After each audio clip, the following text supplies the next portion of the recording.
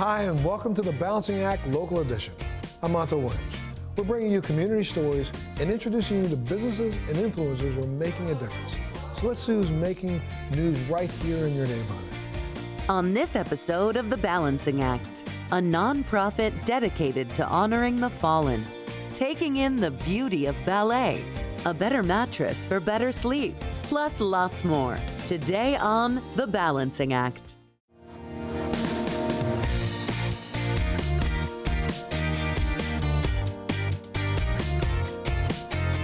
Up first, a story not to be missed.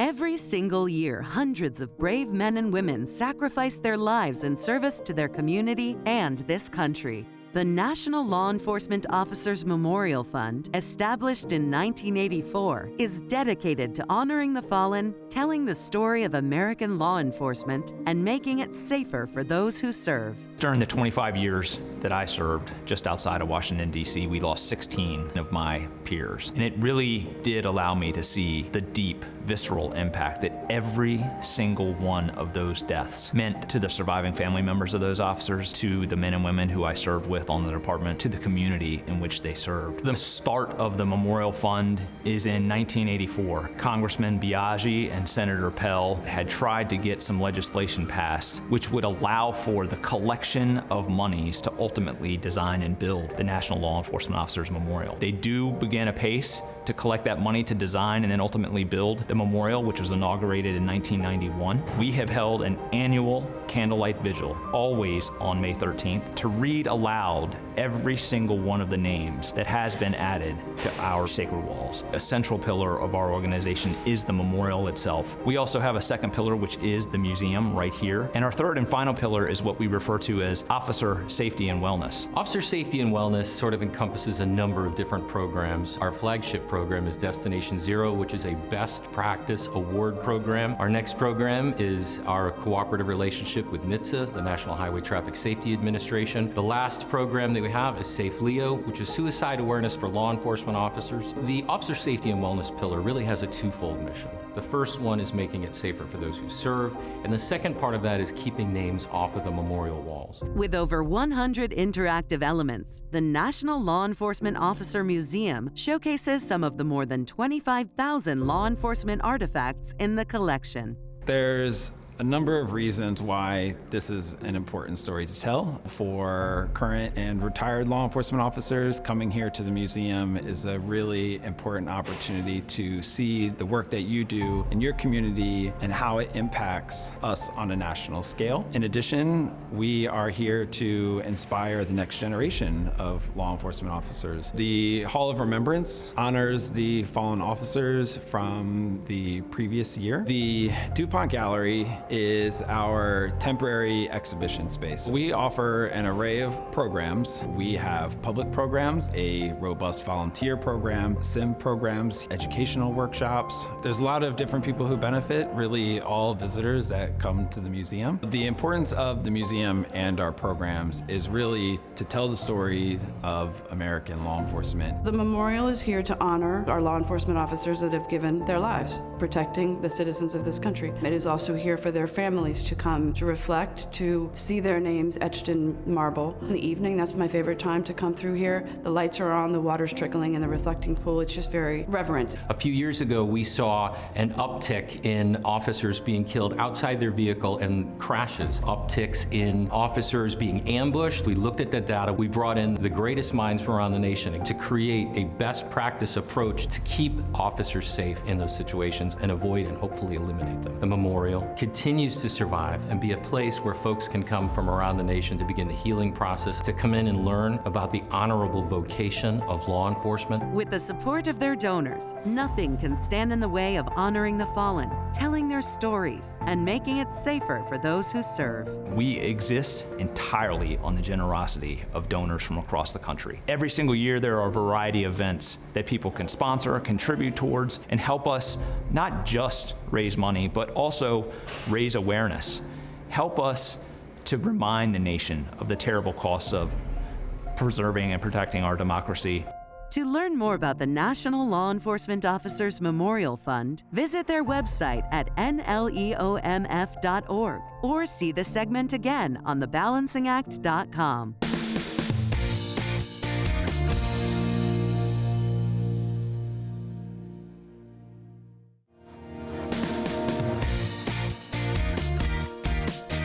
These amazing stories keep coming, just like this one.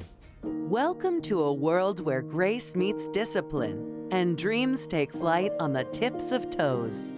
Ballet is a delicate art form where aspiring dancers can showcase their love of emotion and expression, while also showcasing their immense strength and passion. I fell in love with dance when my daughters and my son started dancing, and I really thought that it was a great activity for them. We have dancers here from the age of 3 all the way up to 80. We have all different ethnic backgrounds, all different religions. It's just a very friendly and community-based and family-based space. We're considered a pre-collegiate, pre-professional program, so if they really want to go on to dance and study it in college, we help them to get to where they want to be, and if they want to go on to do it professionally, we're helping them also try to get there as well. Here at RSB, we really want to foster growth in the dance and the idea that dance can be an expression of your emotion or the music that you're hearing. Different technique classes will have different music that will elicit different responses.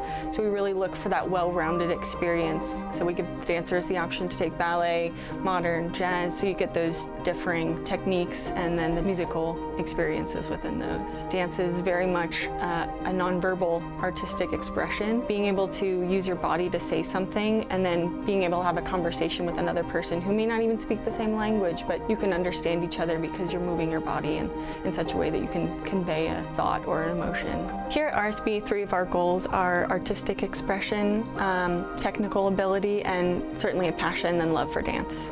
With 55 years of ballet excellence, the Russell School of Ballet offers families a wonderful and nurturing environment in which to perfect their craft. It takes a village. Any show we put on is a full family with my mom, with my sister, artistic director, and then our entire staff and also our parents' families. Everyone supports each other. We're there to have each other's back. We all have different strengths and weaknesses. If a student is struggling with something, we'll have a conversation. How can we help you? So it's really a village and a community here, which is really, really beautiful. We try and bring everyone here to support them and whatever their endeavors are, whether that's recreational, whether that's they want to be a professional dancer, if they want to be a performer on Broadway or a cruise ship, if they want to choreograph for fashion shows, like anything and all the things you want to do, we'll try and support that through the medium of dance. Here at Russell School and the Fairfax Ballet, we offer 3 shows a year: a Nutcracker with a live symphony orchestra, a spring ballet, and a jazz tap modern review. Everyone's looking for something to do to release from the everyday stresses. And I think dance is great for the mental, for the physical, and for the health benefits. And sometimes just stepping away from life, leaving your troubles at the door, I always say to the kids, and including my adult students, and stepping into the studio and just working on yourself for 90 minutes can be the reset you need. Carla, Gwen, Emily, and I, we really try to make sure the kids are celebrating who they are as bodies, who they are as individuals, and who they are as humans. Celebrating that diversity is really important for us. Finding a place for all of our students, regardless of their ethnicity, regardless of their size, regardless of their gender identity, is really important for us. Making sure that dancers, regardless of how they learn, whether they have a learning disability or a developmental disability, they can still come be part of our community. And we make sure that our kids know that too. So I think that shows in our dancers. It's a healthy environment and the kids really celebrate each other. And that's really special. Putting on our shows each year is really magical. And then you get to the theater, and the lights go up, and you're really setting that mood that you've created. Carla has shown you a beautiful costume, as you see behind me. We're really lucky to have her. And all of a sudden, this vision that you had comes to life, and the dancers get excited. Even our little ones, all the way to our older ones. There's just this magic, there's this energy, and you can't get that anywhere else. You get to work together, from your costumers to your lighting designer to the school where you're renting the theater, to really build a magical space for that 2 hours, where time's suspended and everyone's just involved in whatever's on stage. Dancers from RSB have gone on to Broadway, to major modern companies, to ballet companies, to jazz companies. So it's something that they can do for their lifelong, and if they want to pursue it as a career, they can. There are also a variety of other dance classes available, including jazz and tap. What inspires me about dance is in running the school is the smiles on the kids' faces, the excitement that they have when they accomplish something, and when they perform that they're very excited that they did that and they want to do it more. Dance is for everyone. To learn more about Russell School of Ballet, visit the website at rsbdance.com or see this segment again on thebalancingact.com.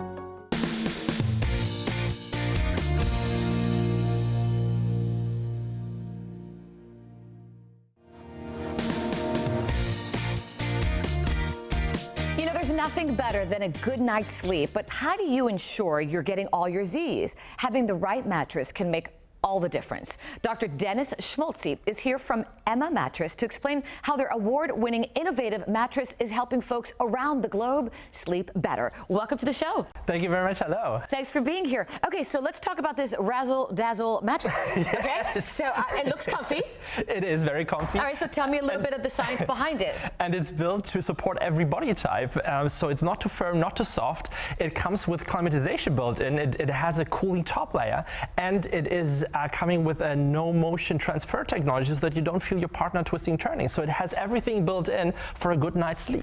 And it's important to sleep in our lives. A lot of people don't put priority on that anymore. It's just so many health benefits behind it. The sleep is so important for learning, for your immune system, and by now we even understand that dreaming is very important for emotional health. So really, you want to make sure you get a great night's sleep and a great mattress. So when you talk about the coolness behind it, what does that mean? That you don't feel that heat sometimes that somebody feels in that bed? I mean, we're here in Florida, right? During summer, I guess it can be very hot. So you definitely don't want to wake up during the night because you're sweating and you're overheating. So what we've done, we've included a foam layer that's ergo-cell foam that is very breathable and makes sure that you always stay cool. And then when the body basically lies down, it basically just kind of sinks in? Yes, absolutely. You have this effect that the body is really sinking into the mattress, but at the same time, that's very important, the body is very well supported so that you never get up in the morning and feel any back pain, but you're sleeping very ergonomically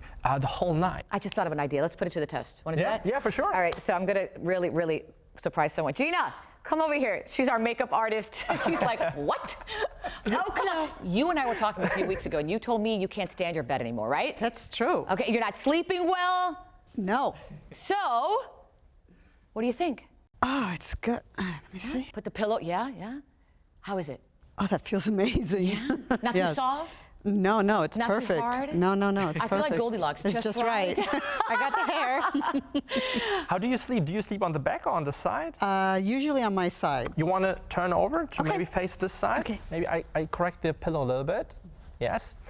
So what is very important for a great mattress and for great sleep is that you sleep ergonomically. And that part is that your spine is straight. And that's what we achieve with the Emma mattress. And that is something we achieve for any body type. So irrespective of how tall, how big you are, the Emma mattress supports you always well. And that alignment of the spine is important because, and I think this is true, where studies have shown when you are aligned, there's less I guess lower back, upper body pain, right? Exactly, absolutely, that's correct. And that is so important. Combined with like the cooling function plus the no motion transfer technology, you will have an awesome night. This is, Gina, you awake? I was kind of falling asleep. Better than yours at home? Oh, absolutely. You consider getting it? Yes. Look at that. Yes. She's so comfortable, she doesn't want to move. But I got to get back to work. That's okay. Thank you so much. I appreciate it. All right, so if somebody gets the bed, what's it like? How is it delivered? How do I put it together? So many questions. If I don't like it, can I return it? It's super easy. So really, we want to take all the hassle out of this process of buying a great mattress and getting good night's sleep. So you get it shipped for free to your doorstep. You have a 100-night trial, risk-free with money-back guarantee. So if it doesn't fit during the 100 nights, you just call us. You don't like it? We'll pick it up for free. I know it's designed in Europe but made in America, which I love. Yes. That's fantastic. The American mattresses are made in the US, but we're selling actually to over 20 countries, and we are the most sold mattress in a lot of them, and have won tons of awards, actually more than 25 awards by now, for being the one of the best tested mattresses in a lot of countries based on the consumer organization. All right, doctor, I want to try it out. And by the way, before I tell you what I think, do you get feedback from people? That's one of the best things. When you hear from customers that we changed their lives, so that's what we work for, what I've worked for. That's awesome, yeah. This is really great. And you know what? A good bed can make all the difference. Great stuff. All right, so for our viewers who'd like more information, where can they go? EmmaMattress.com/lifetime. EmmaMattress.com/lifetime. Thank you so much. Thank you very much. Gina, I think you got one for your house. And for our viewers, you can go to our website, thebalancingact.com. I know.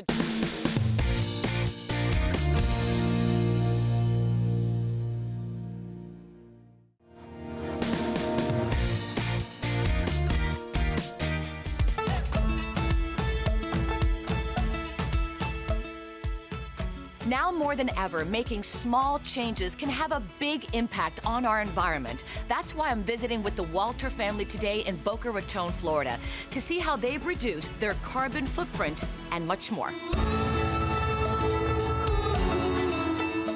And joining me are Miyoko and DJ and their beautiful 15-month-old son. Oh my gosh, what's his name? Easton.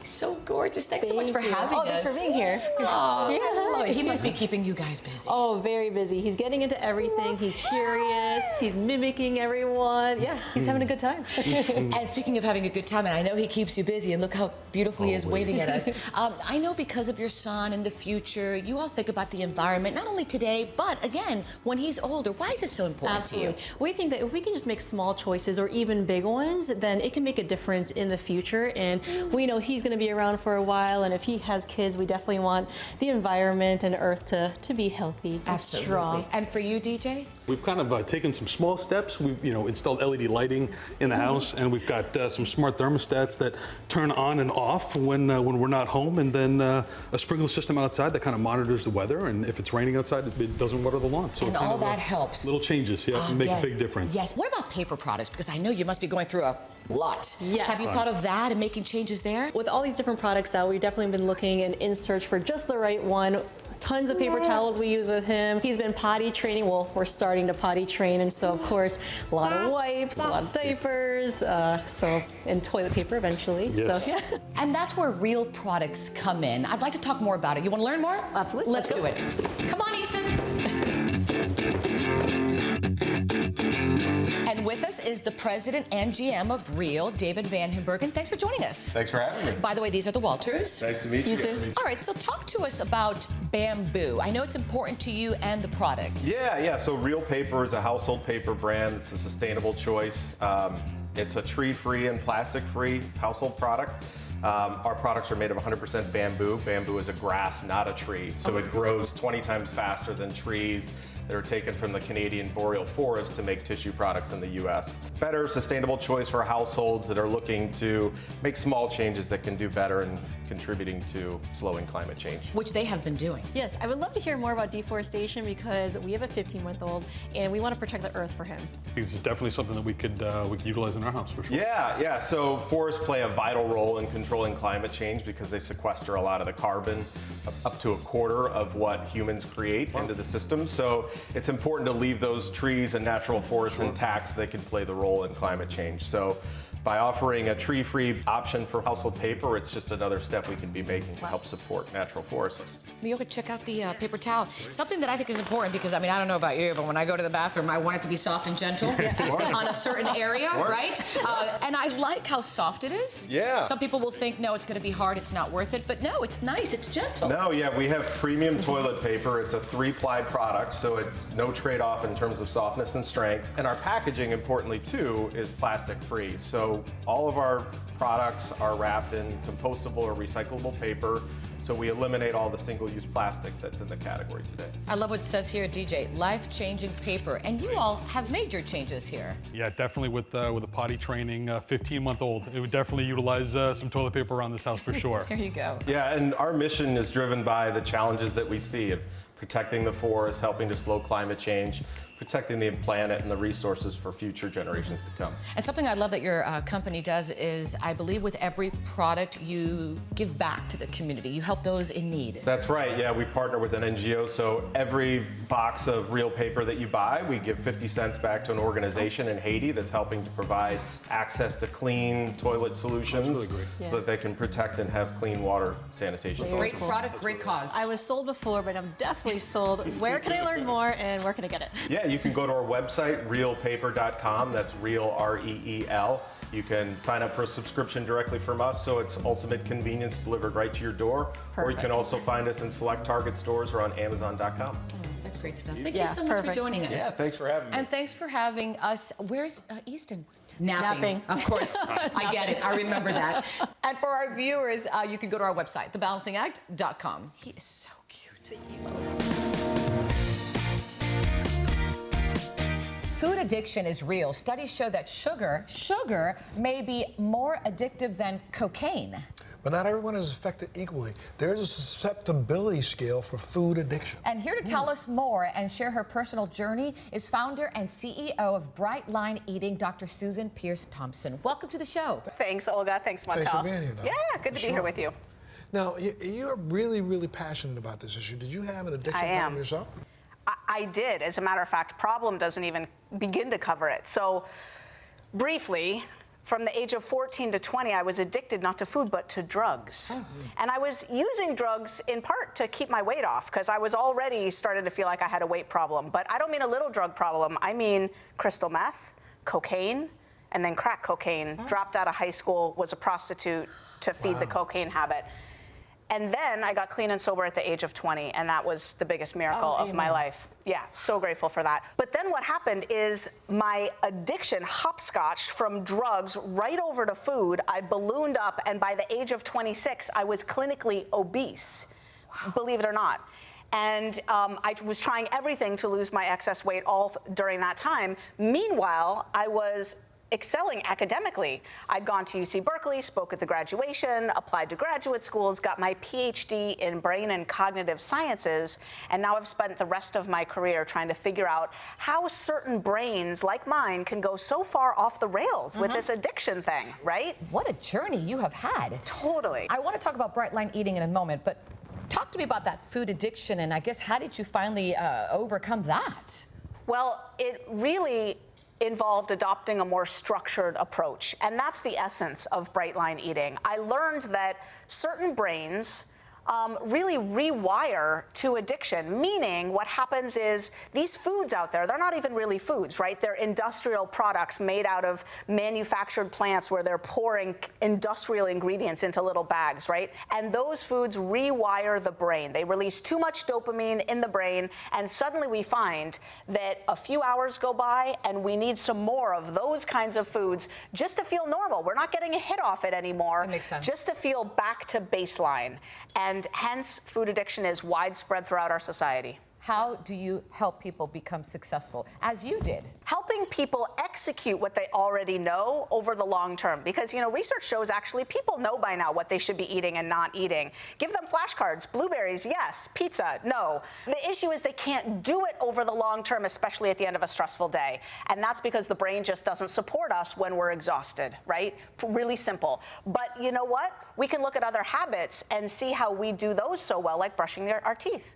Well, if we use the same part of the brain that we use to execute that, right, it's magic. This is why I love breakfast, lunch, and dinner, because we eat breakfast at a certain time wired into our morning routine, just like we brush our teeth.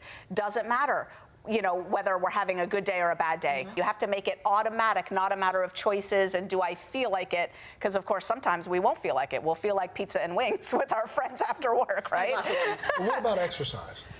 You know, the thing about exercise is people confuse the role of exercise and weight loss. Exercise is important for health, but it doesn't help that much with weight loss. So put the exercise aside at first and focus on the food. Food is king, and this is great news for people because it means they get to rest at the beginning when they're first losing their weight. Give yourself 4 months to not exercise and just get the food habits dialed in. Well, your success is unbelievable. First with Bright Line Eating, you're a professor as well, and a best-selling author in the New York Times. That's fantastic. Tell me about the new book. Thank you. Yep, so we're hoping this one hits the New York Times list as well. It's called Resume: The Powerful Reframe to End the Crash and Burn Cycle of Food Addiction. That's the yo-yo cycle, right? You start off strong and then you crash and burn.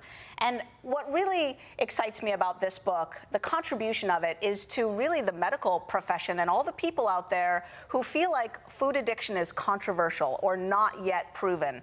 Because in this book, I go through the criteria for a substance use disorder in the DSM-5. There are 11 criteria, and food hits every single one of them, and then some. If our viewers wanted more information, where do they go? Very simple, brightlineeating.com. And I love this sentence here. Food addiction is very real, and it's the hardest addiction to beat. It was harder for me than crack cocaine. Congratulations on everything you've done. Thank you so much. And of course, it's if been you a long want more journey. information, you can go to our website, thebalancingAct.com.